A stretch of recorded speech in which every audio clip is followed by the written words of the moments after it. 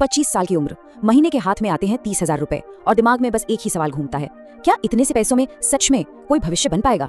अगर ये कहानी कुछ जानी पहचानी लग रही है तो आज हम ठीक इसी का एक ब्लूप्रिंट देखने वाले हैं।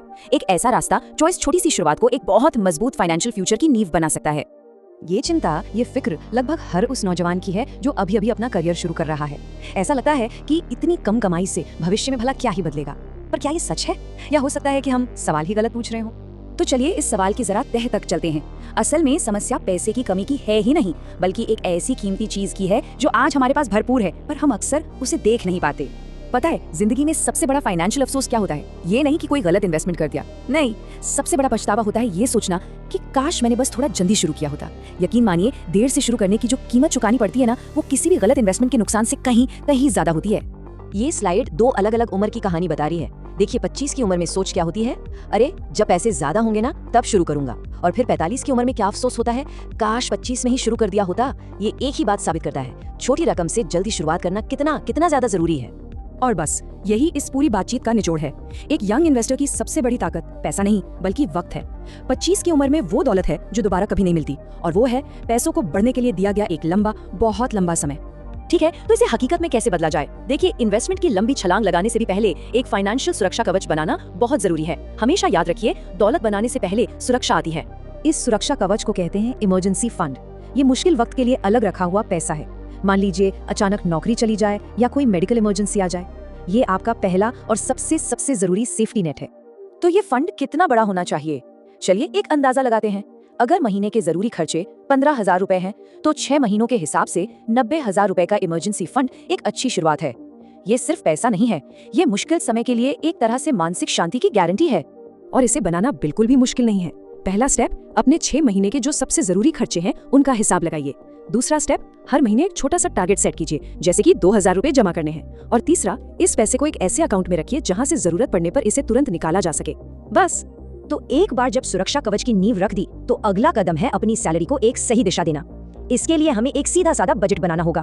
50-30-20 नियम के बारे में तो शायद सुना ही होगा। ये एक बहुत कॉमन गाइडलाइन है। मतलब 50% पैसा आपकी जरूरतों पर, 30% आपकी इच्छाओं पर, और बचा हुआ 20% बचत और निवेश में जाना चाहिए।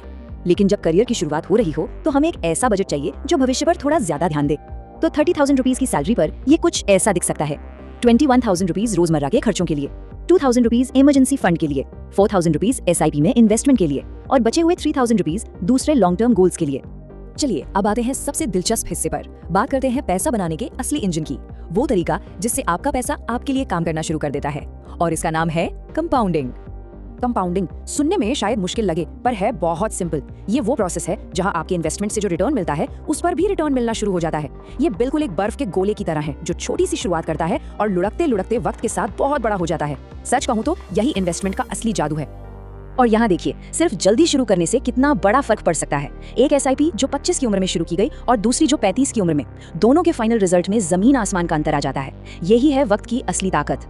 और अब आता है वो नंबर जो शायद हैरान कर दे। जरा सोचिए, अगर कोई 30 साल तक हर महीने सिर्फ 4,000 रुपए निफ्टी 50 इंडेक्स फंड में लगाता है, मतलब देश की 50 सबसे बड़ी कंपनियों में, तो 12% के एवरेज रिटर्न पर पता ये रकम कितनी बन सकती है? करीब 1.4 करोड़ रुपए। जी हाँ, 1.4 करोड़ रुपए। ये होती है छोटी और रेगुलर बचत की असली पावर। तो अब थ्योरी बहुत हो गई, अब एक्शन की तरफ बढ़ते हैं। ये रहा एक सीधा साधा प्लान जिसे आज से अभी से शुरू किया जा सकता है। अगले 2 साल का रोड मैप कुछ ऐसा है। पहले 6 महीने सिर्फ और सिर्फ इमरजेंसी फंड पर फोकस कीजिए। छठे महीने से 4,000 की SIP शुरू कीजिए। फिर हर 3 महीने में एक बार अपने इन्वेस्टमेंट को देखिए। और हाँ, हर साल जब सैलरी बढ़े तो अपनी SIP की रकम भी थोड़ी जरूर बढ़ाइए। इस रास्ते पर कुछ आम गलतियों से बचना बहुत जरूरी है, जैसे इमरजेंसी फंड बनाए बिना ही निवेश शुरू कर देना, क्रेडिट कार्ड जैसे महंगे कर्ज को नजरअंदाज करना, बिना किसी लक्ष्य के कहीं भी पैसा लगा देना, और जैसे ही बाजार थोड़ा गिरे घबराकर सब कुछ बेच देना। ये वो गलतियां हैं जो सारी मेहनत पर पानी फेर सकती हैं। आखिर में यह फैसला सिर्फ पैसों का नहीं है, ये 2 तरह के भविष्य में से एक को चुनने का फैसला है। एक तरफ है फाइनेंशियल अनिश्चितता का वो रोज का तनाव, और दूसरी तरफ है अपने पैसों पर कंट्रोल होने से मिलने वाली वो मानसिक शांति। इसे कुछ ऐसे समझिए कि आज किए गए छोटे छोटे त्याग ही कल की बड़ी आजादी खरीदते हैं। हो सकता है आज एक महंगी कॉफी छोड़नी पड़े ताकि कल अपनी शर्तों पर जिंदगी जीने की आजादी मिल सके।